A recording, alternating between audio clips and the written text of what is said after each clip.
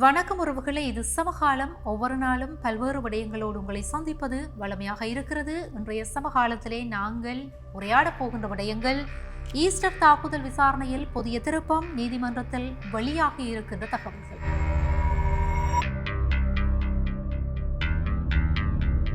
எங்களின் நிபந்தனைகளின் அடிப்படையிலேயே அமைதி ஏற்படும். நிபந்தனையற்ற சரணடைவு என்பது அமெரிக்காவினுடைய பகற்கனவு. ஈரான் ஜனாதிபதி விளக்கம்.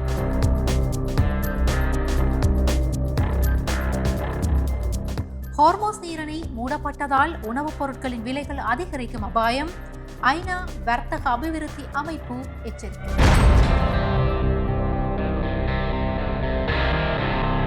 இந்த விடயங்களைத்தான் இன்றைக்கு சுருக்கமாக பார்க்க போகிறோம். எடுத்துச் செல்லப்பட வேண்டிய விடயங்களாக இவை காணப்படுகின்றன.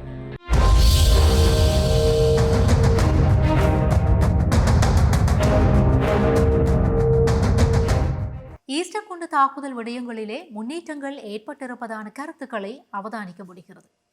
முன்னதாக முன்னாள் மாநில புலனாய்வு சேவை இயக்குனரும் ஓய்வு பெற்ற மேஜர் ஜெனரலுமான சுரேஷ் சாலே தற்பொழுது பிடிஏ, அதாவது பயங்கரவாத தடுப்பு சட்டத்தின் கீழ் கைது செய்யப்பட்டிருக்கிறார். விசாரணைகள் மேற்கொள்ளப்பட்டு வருகின்றன. நேற்றைய தினம் உயிர்த்த ஞாயிறு தாக்குதல் தொடர்பாக கைது செய்யப்பட்டிருக்கின்ற சுரேஷ் சாலேக்கு நேரடியான தொடர்புகள் இருப்பதாக கொழும்பு கோட்டை நீதிமன்றம் வெளிப்படுத்தி இருக்கிறது. கொழும்பு கோட்டை நீதிமன்ற மஜிஸ்ட்ரேட் இசுரு நெத்தித்குமார இந்த விடயத்தை குறிப்பிட்டிருக்கிறார். அதாவது இந்த குற்றச்சாட்டுகள், அவ்வாறு ஒரு குற்றச்சாட்டு முன்வைக்கப்பட்டிருக்கிறது என்கிற விடயத்தை நீதிபதி வெளிப்படுத்த இருக்கிறார். இந்த குற்றச்சாட்டுகள் கடமையின்மை அல்லது அலட்சியம் தொடர்பானவை அல்ல. மாறாக ஈஸ்டர் குண்டு தாக்குதல்களோடு நேரடியான தொடர்பு இருக்கலாம் என்று சொல்லி நீதிமன்றத்திலே வெளிப்படுத்தப்பட்டிருக்கிறது.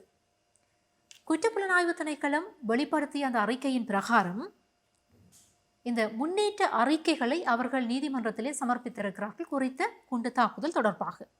அந்த அறிக்கையிலே கைது செய்யப்பட்டு விளக்கமறியலில் வைக்கப்பட்டிருக்கின்ற சுரேஷ் சாலே அவருக்கும் இந்த ஈஸ்டர் பயங்கரவாத குண்டு தாக்குதலுக்கும் இடையிலே நேரடியான தொடர்புகள் இருக்கின்ற சாட்சியங்கள் வெளிப்படுத்தப்பட்டிருக்கின்றன. அந்த கண்டுபிடிப்புகள் இருப்பதாக குற்றப்புலனாய்வு திணைக்களம் வெளிப்படுத்தி இருக்கிறது. தாக்குதலை மேற்கொண்ட சஹ்ரான் குழுவிற்கு தகவல்களை சேகரிப்பதற்கு குறித்த அதிகாரி உதவியிருக்கிறார் என்கிற செய்தி அங்கே கொண்டு வரப்பட்டிருக்கிறது.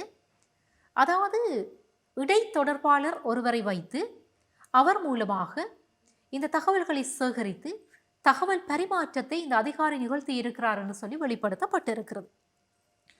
குறிப்பாக இந்த கட்டுவாப்பட்டியா தேவாலயத்திலே தாக்குதல் நிகழ்த்தப்படுவதற்கு முன்பு தகவலை சேகரிப்பதற்காக தகவல் வழங்குபவர்களில் ஒருவரை இவர் பயன்படுத்தி இருக்கிறார் என்கிற விடயம் அங்கே சுட்டிக்காட்டப்பட்டிருக்கிறது. ஆகவே இந்த வழக்கினுடைய விசாரணை என்பது தொடர்ந்தும் வெளிப்படுத்தப்பட்டு வருகிறது. இந்த விவகாரம் தொடர்பாக எவ்வாறு குற்றப்புலனாய்வு திணைக்களத்தினர் விசாரணைகளை மேற்கொள்ளுவார்கள், வெளிநாட்டிலே இருந்து வந்திருக்கின்ற அதிகாரிகள் எவ்வாறு இந்த விசாரணைகளை மேற்கொள்ளுவார்கள், இவ்வாறெல்லாம் தகவல்களை திரட்டி தகவல்களை சேகரித்து கருத்துக்கள் வழங்கப்பட்டு குறித்த அந்த தொடர்பாடலை நிகழ்த்தியவரை ஒரு விடுதிக்கு அழைத்து அவருக்கு நன்றி கூறி இவ்வாறு தொடரான சில செயற்பாடுகளை இந்த குறித்த அதிகாரி நிகழ்த்தி இருக்கிறார் என்று சொல்லியும் இந்த முக்கியமான தாக்குதல்களில் நிகழ்த்தப்பட்டு இந்த மிலேச்சத்தனமான தாக்குதல்களின் பின்னணியிலே இவருடைய கை ஆழமாக இருக்கிறது என்பதும் குறித்த விசாரணையில் வெளிப்படுத்தப்பட்டிருக்கிறது. ஆகவே இந்த விடயங்கள் தொடர்பாக மேலதிகமான விசாரணைகள் மேற்கொள்ளப்பட்டு வருகின்றன. சொல்லுவார்கள், குற்றம் ஒன்றை நிகழ்த்துகிற போது அந்த குற்றம் என்றோ ஒரு நாள் அது வெளிப்படுகிற போது குற்றத்தை நிகழ்த்தியவர்களும் அந்த குற்றத்திற்கு உடந்தையாக இருந்தவர்களும் சட்டத்தின் முன்பும் மக்களின் முன்பும் வெளிப்படுத்தப்படுகிற போது அவர்களுக்கு என்ன தண்டனை என்பதை அந்த சட்டமும் மக்களும் தீர்மானித்துக் கொள்ளுவார்கள். ஆகவே அவற்றை மக்களுடைய சட்டத்தினுடைய கைகளிலே அந்த பொறுப்பினை ஒப்படைத்தவர்களாக எண்ணெய் நிறுவனங்கள். இன்றைக்கு உலகில் அதிகமாக பேசப்படுகின்ற விடயங்களிலே இந்த ஹார்மோஸ் நீரிணை என்பது அதிகமாக பேசப்படுகிறது. ஈரான் ஹார்மோஸ் நீரிணையை மூடி இருக்கிறது. அமெரிக்காவிற்கு இஸ்ரேலுக்கு கொடுக்கின்ற ஒரு அடியாக அல்லது ஒரு தாக்குதல் உத்தியாக இந்த ஹோர்மோஸ் நீரிணை மாறி இருக்கிறது. ஈரான் குறிப்பிட்டிருக்கிறது, ஹோர்மோஸ் நீரிணை ஊடாக 1 லிட்டர் எண்ணெயேனும் அமெரிக்காவிற்கும் இஸ்ரேலுக்கும் அவர்களை சார்ந்த நாடுகளுக்கும் சென்று சேருவதற்கு நாங்கள் அனுமதிக்க மாட்டோம் என்று சொல்லி ஈரான் திட்டவட்டமாக அறிவித்திருக்கிறது. ஆனால் அமெரிக்கா, இஸ்ரேல், பிரான்ஸ் உட்பட்ட நாடுகள் ஹோர்மோஸ் நீரிணையை கைப்பற்றியே தீருவோம் என்பதிலே குறியாக இருக்கிறார்கள். ஹோர்மோஸ் நீரிணை என்பது அமைதிக்கானதாகவும் அதே நேரத்திலே ஒரு யுத்தத்தினுடைய அடையாளமாகவும் மாறப்போகிறது என்று சொல்லி ஈரானிய அதிகாரிகள் எச்சரித்திருக்கிறார்கள். இந்த பின்னணியிலே நேற்றைய தினம் தாய்லாந்து சரக்கு கப்பல் ஒன்று ஹோர்மோஸ் நீரிணையிலே தாக்கப்பட்டிருக்கிறது. அந்த நீரிணையை கடக்கிற போது குறித்த அந்த கப்பல் தாய்லாந்து கொடியை தாங்கியதாகத்தான் பயணத்தினை மேற்கொண்டிருக்கிறது. ஓமான் கடற்கரையிலே இருந்து சுமார் 13 கடல் மைல் தூரத்திலே, அதாவது 24 கிலோமீட்டர்கள் தூரத்திலே இந்த சம்பவம் சம்பவித்திருக்கிறது. சம்பவத்தை அடுத்து 20 மாலுமிகளை ஓமான் அரசு மீட்டிருக்கிறது என்று சொல்லியும் அவர்களில் சிலர் காயங்களுக்கு உள்ளாகி இருக்கிறார்கள் என்று சொல்லியும் குறித்த கப்பல் தீப்பிடி தெரிந்த போது அந்த கப்பலினுடைய தீயை கட்டுப்பாட்டிற்குள் ஓமான் அதிகாரிகள், கடற்படை வீரர்கள் கொண்டு வந்திருக்கிறார்கள் என்பதை சர்வதேச செய்திகள் சுட்டிக்காட்டுகின்றன. ஆனால் அந்த கப்பலிலே இருந்து மீட்கப்பட்ட அனைவரும் தாய்லாந்து நாட்டவர்கள் என்பதும் குறிப்பிடப்பட்டிருக்கிறது. இந்த குறித்த கப்பலானது ஐக்கிய அமீரக துறைமுகத்திலே இருந்து இந்தியாவை நோக்கி அது பயணப்பட்டு கொண்டிருக்கிறது. மேற்கு இந்தியாவிலே இருக்கின்ற கண்ட்லா துறைமுகத்தை நோக்கியதாகத்தான் இந்த கப்பலுடைய பயணம் என்பது இடம்பெற்றிருக்கிறது. ஆனால் ஈரான் தாக்குதலை நிகழ்த்தி இருக்கிறது. இந்த இடத்திலே ஹோர்மோஸ் நீரிணை ஈரான் தன்னுடைய பலத்தை வெளிப்படுத்துகின்ற ஒரு அடையாளமாக அதனை மாற்றி இருக்கிறது என்று சொன்னால், குறித்த நீரிணையின் வழியாகத்தான் உலகத்துக்கு தேவையான 5இல் 1 எரிபொருளை தாங்கி அல்லது இந்த எரிபொருள் பரிமாற்றம் என்பது இதனூடாகத்தான் இடம்பெறுகிறது. ஆகவே இதை மூடுகிற போது அமெரிக்கா, இஸ்ரேல் மற்றும் இந்த நாடுகளை சார்ந்த நேச நாடுகள் அதிகமான பாதிப்புகளை சந்திப்பார்கள் என்பது ஈரானுடைய ஒரு கருத்தாக இருக்கிறது. இதே நேரத்திலே கடந்த மார்ச் 1ஆம் தேதி த டேங்கர் கப்பல் ஒன்று ஹோர்மோஸ் நீரிணையை கடந்து கொண்டிருந்த போது தாக்குதல் நிகழ்த்தப்பட்டது. வெடிபொருட்கள் நிரப்பப்பட்ட, வெடிகுண்டுகள் நிரப்பப்பட்ட ட்ரோன் மூலமாக ஈரான் அந்த குறித்த கப்பல் மீது தாக்குதலை நிகழ்த்தியது. அதிலே இந்தியர்கள் கொல்லப்பட்டார்கள். 3 இந்தியர்கள் கொல்லப்பட்டார்கள். 2 இந்தியர்கள் காணாமலாக்கப்பட்டார்கள், காணாமல் போனார்கள். ஆனால் காணாமல் போன அந்த 2வரும் இறந்து விட்டார்கள் என்று சொல்லி பின்னர் அறிவிக்கப்பட்டது. இந்த நிலையில்தான் ஈரானுடைய இராணுவ அதிகாரிகள் காட்டமாக கருத்துக்களை வெளிப்படுத்தி இருக்கிறார்கள். அதாவது ஈரானுடைய இராணுவ செய்தி தொடர்பாடல் அதிகாரி நான் முன்னரே குறிப்பிட்ட விடயத்தை குறிப்பிட்டிருக்கிறார். அதாவது ஹோர்மோஸ் நீரிணை ஊடாக 1 லிட்டர் எரிபொருளையேனும் எடுத்து செல்லுவதற்கு நாங்கள் அனுமதிக்க மாட்டோம். யாருக்காக? அமெரிக்காக, இஸ்ரேலுக்காக போன நாடுகளுக்கு எடுத்து செல்வதை நாங்கள் அனுமதிக்க மாட்டோம் என்று சொல்லி அவர்கள் குறிப்பிட்டிருக்கிறார்கள். ஈரானுடைய வெளியுறவுத்துறை அமைச்சர் அராஸ் அப்பாஸிக்கும் இடையிலே ஒரு கலந்துரையாடல் தொலைபேசி வழியாக இடம்பெற்றிருக்கிறது என்கிற செய்திகளும் கசிகின்றன. அதே நேரத்திலே இஸ்ரேல் பிரதமர் நெதன்யாகு மற்றும் அமெரிக்க அதிபர் டொனால்ட் ட்ரம்ப் இருவரும் கூறி வருகின்ற ஒரு விடயம், மத்திய கிழக்கு மக்களை விடுதலை செய்வதற்காகத்தான் நாங்கள் யுத்தத்தை நிகழ்த்தி வருகிறோம். இந்த வார்த்தைகளுக்கு கடுமையாக தன்னுடைய பதில் விமர்சனத்தை முன்வைத்திருக்கிறார். கட்டாரினுடைய கல்வி அமைச்சர் நேரடியாக இந்த பதிலுக்கு ஒரு பதில் கருத்தை தன்னுடைய எக்ஸ் வலைத்தளத்திலே வழங்கி இருக்கிறார். மேற்கத்திய நாடுகளுடைய தலையீடுகளை அவர் கடுமையாக விமர்சித்திருக்கிறார். நீங்கள் பள்ளி பாடங்களில் தோல்வி அடைந்துவிட்டு திரைப்படங்களில் தான் வாழ்வை நீங்கள் பார்க்கிறீர்கள். அதாவது ஹாலிவுட் திரைப்படங்களின் மூலமாக உலகத்தை பார்க்க விளைகிறீர்கள். உலகத்தை புரிந்து கொள்ள முயற்சிப்பது என்பது பிழையானது. உலகம் என்பது அல்லது இந்த வாழ்க்கை என்பது ஒரு திரைப்படம் கிடையாது. மாறாக இங்கே வாழ்வது வெறும் திரைப்படத்தினுடைய கதாபாத்திரங்கள் அல்ல. அவர்கள் ஒவ்வொருவரும் உயிர், அவர்கள் ஒவ்வொருவரும் ஆன்மாக்கள் என்று சொல்லி அவர் குறிப்பிட்டிருக்கிறார். ஆகவே இந்த மத்திய கிழக்கிலே மேற்கொள்ளப்படுகின்ற அல்லது மேற்காசியாவிலே மேற்கொள்ளப்படுகின்ற உங்களுடைய தலையீடுகளை நீங்கள் நிறுத்திக் கொள்ளுங்கள் என்பதாக அவருடைய அந்த பதிவு இருக்கிறது. எங்களை விடுதலை செய்கிறோம் என்கிற பெயரிலே நீங்கள் எங்களை துன்புறுத்தாதீர்கள், எங்களை நாங்களாகவே வாழுவதற்கு நீங்கள் விட்டுவிடுங்கள், இந்த பிராந்தியம், இந்த பிரதேசம் அமைதியாக இருக்கும், நாங்கள் அமைதியாக வாழ்ந்து கொள்ளுகிறோம் என்று சொல்லி அவர் தன்னுடைய கருத்தை பதிவு செய்து எச்சரிக்கை ஒன்றை வெளிப்படுத்தி இருக்கிறார். அதே நேரத்திலே கட்டாரினுடைய வெளியுறவு அமைச்சர் குறிப்பிடுகிற போது, ஈரானை அண்மித்திருக்கின்ற அல்லது ஈரானுக்கு அண்மையிலே இருக்கின்ற ஏனைய நாடுகள் இவர்கள் ஈரானுக்கு எதிரானவர்கள் அல்ல என்கிற ஒரு கருத்தை சர்வதேச ஊடகம் ஒன்றுக்கு செவ்வியிலே அவர் இந்த விடயத்தை வெளிப்படுத்தி இருக்கிறார். ஆகவே ஈரான் தன்னுடைய அண்டை நாடுகள் மீது மேற்கொண்டு வருகின்ற தாக்குதல்கள் யாருக்கும் பயனளிக்கப் போவதில்லை என்று சொல்லியும் அவர் சுட்டிக்காட்டியிருக்கிறார். ஆனால் நாங்கள் அடிக்கடி உரையாடுகின்ற விடயம்தான் ஈரான் குறிப்பிடுகிறது, இந்த தாக்குதல் என்பது அண்டை நாடுகள் மீதோ அல்லது அண்டை நாட்டுடைய மக்கள் மீதோ நிகழ்த்தப்படுகிற தாக்குதல்கள் அல்ல. எங்களுக்கு அண்மையிலே இருக்கின்ற அண்டை நாடுகள், நீங்கள் அமெரிக்காவிற்கு தளங்களை கொடுக்கிற போது, இஸ்ரேலுக்கு தளங்களை கொடுக்கிற போது அதன் மீதுதான் நாங்கள் தாக்குதல்களை நிகழ்த்துகிறோம். ஆகவே இது யுத்த விதி மீறலாக கொள்ளப்படாது என்று சொல்லி ஈரான் குறிப்பிட்டிருக்கிறது. ஆனால் ஈரானிய ஊடகங்கள் வெளிப்படுத்தி இருக்கின்ற தகவல்களின் அடிப்படையிலே, அதாவது ஈரானிய இராணுவத்தினுடைய மூத்த அதிகாரியான ஜெனரல் அலி பதாவி ஒரு விடயத்தை குறிப்பிட்டிருக்கிறார். இந்த டொனால்ட் ட்ரம்ப் மேற்கொண்டு வருகின்ற நகர்வுகள் அண்மைய நாட்களிலே இந்த சமாதானத்தை ஏற்படுத்துவதற்கான அல்லது பேச்சுவார்த்தைகளை ஏற்படுத்துவதற்காக டொனால்ட் ட்ரம்ப் மேற்கொண்டு வருகின்ற விடயங்கள் அமெரிக்காவினுடைய தோல்வியைத்தான் சுட்டி காட்டுகிறது என்று சொல்லி அவர் குறிப்பிட்டிருக்கிறார். என்று சொன்னால் சமாதானம் தேவை, பேச்சுவார்த்தை தேவை என்று சொல்லி அமெரிக்காவிற்கு உலக நாடுகளை மத்தியஸ்தர்களாக நியமிக்க வேண்டிய தேவையில்லை. அது எதை காட்டுகிறது என்று சொல்லி சொன்னால், அமெரிக்கா போரிலே தோல்வி அடைந்து கொண்டு வருகிறது என்பதைத்தான் காட்டுகிறது என்று சொல்லி அவர் குறைப்படுகிறார். அமெரிக்கா இந்த போரிலே உண்மையிலே வெற்றி பெற்றிருந்தால் போர் நிறுத்தத்திற்காக உலக நாடுகளை அழைக்க தேவையில்லை என்று சொல்லி அவர் குறிப்பிட்டிருக்கிறார். அதே நேரத்திலே அமெரிக்காவும் இஸ்ரேலும் ஈரானுக்கு எதிராக மேற்கொண்டு வருகின்ற இந்த போர் என்பது தவறான ஒரு கணிப்பின் அல்லது கணக்கீடுகளின் விளைவு என்பதையும் அவர் சுட்டிக்காட்டி இருக்கிறார். இவ்வாறான விடயங்கள் சென்று கொண்டிருக்கிற போது ஈரானுடைய மதியுச்ச தலைவராக நியமிக்கப்பட்டிருக்கின்ற அயதுல்லா சையது மொஜ்தபா கமேனி அவர் ஒரு விடயத்தை சுட்டிக்காட்டி இருக்கிறார். அதாவது ஈரானுடைய புரட்சிகர படை IRGC என்று அழைக்கப்படுகிற இந்த புரட்சிகர படை இனி என்ன செய்யும் என்றால், தாக்குதல்களை நிகழ்த்துகிற போது இனிவரும் காலங்களிலே இஸ்ரேல் மீது ஈரானால் ஏவப்படுகின்ற ஏவுகணைகளுடைய அந்த வீச்சு என்பது மிகவும் அதிகமாக இருக்கும் என்று சொல்லியும், அதனுடைய அந்த அழிவு திறன் என்பது கடந்த காலங்களோடு ஒப்பிடுகிற போது பல மடங்கு அதிகமாக இருக்கும் என்று சொல்லியும் அவர்கள் உறுதிப்படுத்தி இருக்கிறார்கள். ஆபரேஷன் ட்ரூ ப்ராமிசஸ் 4 என்று அழைக்கப்படுகிற அந்த தாக்குதலின் பிரகாரம் தான் இந்த விடயங்கள் இடம்பெறும் என்பது இந்த இடத்திலே சுட்டி காட்ட வேண்டிய ஒரு முக்கியமான தகவலாக இருக்கிறது. அதாவது ஸ்டேலினுடைய டெல் எவிஸ் இராணுவ அந்த பகுதியில் இருக்கின்ற இராணுவ தளங்களை குறிவைத்ததாகத்தான் இந்த தாக்குதல்கள் அதிகமாக நிகழ்த்தப்படும் என்று சொல்லியும் குறிப்பிடப்பட்டுள்ளது.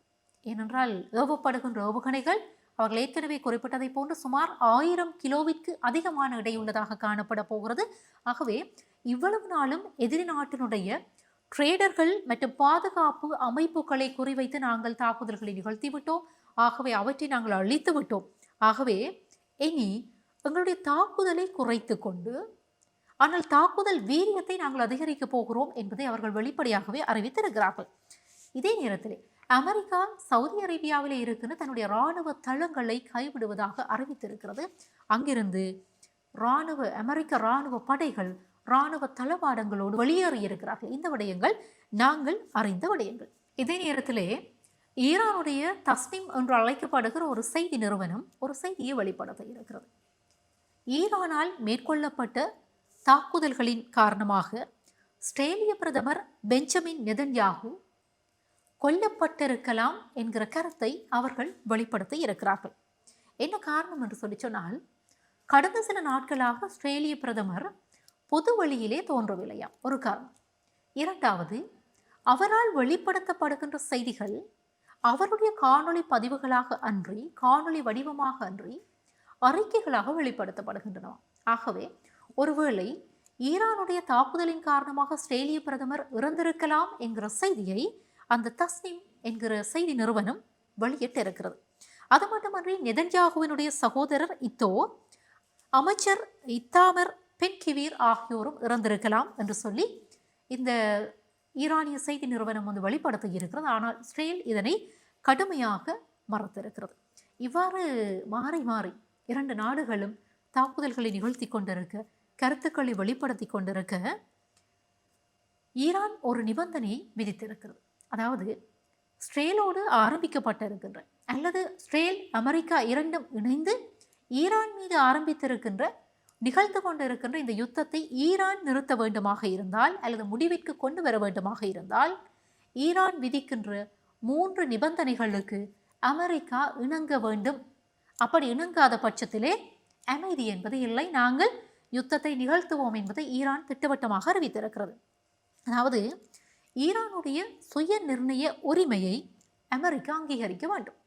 அடுத்தது, நடந்து கொண்டிருக்கின்ற இந்த போரினால் ஏற்பட்ட இழப்புகளுக்கு இழப்பீட்டினை வழங்க வேண்டும். மூன்றாவது விடயம், எதிர்காலத்திலே யுத்தங்களற்ற அல்லது தாக்குதல்களுக்கு எதிரான சர்வதேச உத்தரவாதம் வழங்கப்பட வேண்டும். இந்த 3 விடயங்களையும் அமெரிக்கா வழங்குமாக இருந்தால் இந்த நிபந்தனைகளோடு நாங்கள் இந்த யுத்தத்தை நிறுத்துவதற்கு தயாராக இருக்கிறோம். அவ்வாறு இல்லாமல் நிபந்தனையற்ற அடிப்படையிலே நீங்கள் யுத்தத்தை நிறுத்த சொன்னால் அதற்கு முடியாது. ஆகவே எங்கள் நிபந்தனைகளின் அடிப்படையில் தான் அமைதி ஏற்படும். நிபந்தனை அற்ற சரணடைவு என்பது அமெரிக்காவுடைய பகற்கனவாகத்தான் இருக்கும் என்று சொல்லி ஈரானிய ஜனாதிபதி கருத்தை வெளிப்படுத்தி இருக்கிறார். மேற்காசியாவினுடைய ஒரு பழம்பெரும் பாரசீக நாகரிகம் யாருக்கும் சளைத்தவர்கள் அல்ல என்பதை வெளிப்படுத்தி கொண்டு இருக்கின்ற ஒரு கருத்தாக அல்லது செயற்பாடுகளாகத்தான் இதனை நாங்கள் அவதானிக்க முடிகிறது. ஆனால் அமெரிக்கா ஸ்டேட் இவர்களுடைய தாக்குதலின் காரணமாக தன்னுடைய கட்டுப்பாட்டில் இருந்த ஹோர்மோஸ் நீரிணையை ஈரான் மூடியிருக்கிறது. இந்த விடயங்களை நாங்கள் ஆரம்பத்திலே பார்த்திருந்தோம். ஆனால் இந்த செயற்பாட்டின் காரணமாக உலகளாவிய ரீதியிலே மக்கள் பொருளாதார சுமைகளை எதிர்நோக்குவார்கள் என்று சொல்லி சர்வதேச அமைப்புகள் எச்சரிக்கைகளை விடுத்திருக்கின்றன. அதாவது இதன் காரணமாக எரிபொருட்செலவு, இந்த எரிபொருட்செலவு என்பது உற்பத்தியினுடைய செலவை அதிகரிக்கும், அத்தியாவசிய பொருட்களுக்கான விலைகள் எதிர்காலத்திலே அதிகரிக்கும், உணவுப் பொருட்களுக்கான விலைகள் எதிர்காலத்திலே அதிகரிக்கும் என்று சொல்லி ஐக்கிய நாடுகள் சபையினுடைய வர்த்தக அபிவிருத்தி அமைப்பான the United Nation trade and development body இந்த விடயத்தை குறிப்பிட்டிருக்கிறது. அதாவது UNCTAD என்று அழைக்கப்படுகிற இந்த நிறுவனம் அல்லது அமைப்பு இந்த கருத்துக்களை வெளிப்படுத்த இருக்கிறது என்று சொல்லி டெஹன் ஹெரால்ட் என்று அழைக்கப்படுகின்ற செய்தி நிறுவனம் இந்த செய்தியை வெளிப்படுத்த இருக்கிறது என்கிற கருத்துக்களை அவதானிக்க முடிகிறது.